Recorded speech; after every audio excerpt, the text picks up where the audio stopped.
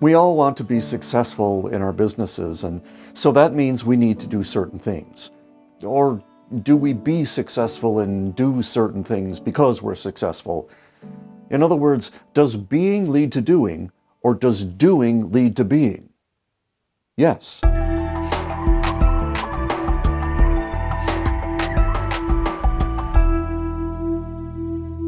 If you want to be good at anything, you have to work at it, of course.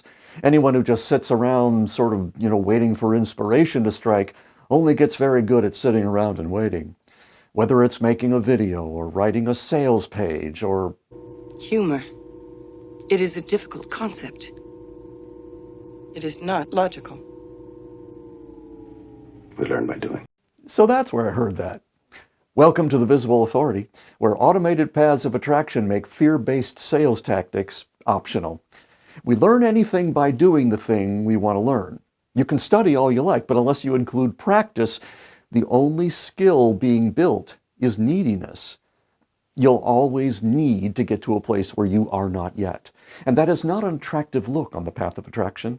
Oh, okay, I get it, people say. And so they jump right to the idea that if you practice right and take massive action, your business will shoot right into orbit. Hot dog, go! Yeah, well, hold on, hot dog. Here's where it gets a little hazy, because the opposite is also true. There are thousands upon thousands of stories about bright, energetic, well-educated people whose businesses just crashed and burned for seemingly no reason.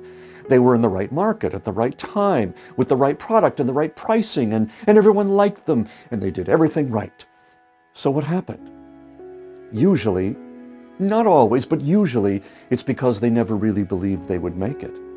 Unless you already feel that you have what you desire, there's almost no amount of practice that will get you there. Not only that, you must be able to see, hear, touch, taste, and feel the results of being the expert authority before you can be the expert authority. But how can that possibly happen before you have the results? It's one of those chicken or egg dilemmas. Or is it? Ask any successful business person how they made it, and they will tell you that not making it was never a real possibility. Not that they wouldn't have failures along the way, not that they didn't sometimes take a wrong turn, but not being successful in the end? Ridiculous. Unthinkable. Inconceivable! You keep using the word. I do not think it means what you think it means. So what does this mean? Is success mostly a matter of belief? No. It's completely a matter of belief. Without belief as your ground, your whole life is about walking in quicksand. Oh, so this is about fake it till you make it? No. That works for a few people who have supersized egos capable of hiding themselves from themselves. They rely completely on something the mind can conjure up so it sounds reasonable. And any goal that's reasonable is fear-based, which means it's just not authentic. What I'm talking about is belief that is unreasonable. When there's no evidence that you are what you say you are, that's what belief is. In The Biology of Belief, author Bruce Lipton writes about his discoveries as a cell biologist. He found that the life of a single cell is determined primarily by its physical and energetic environment, not primarily by its genes.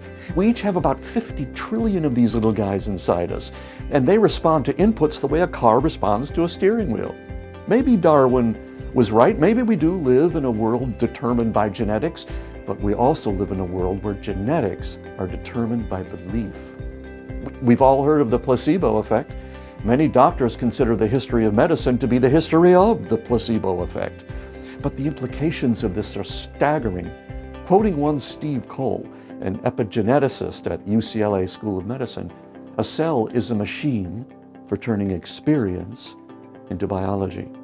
Feed your cells the right food, and you suddenly have 50 trillion ways to succeed. Any one of these can inspire a surprising, amazing, authentic goal, which will trigger all the rational thoughts you need to get you there.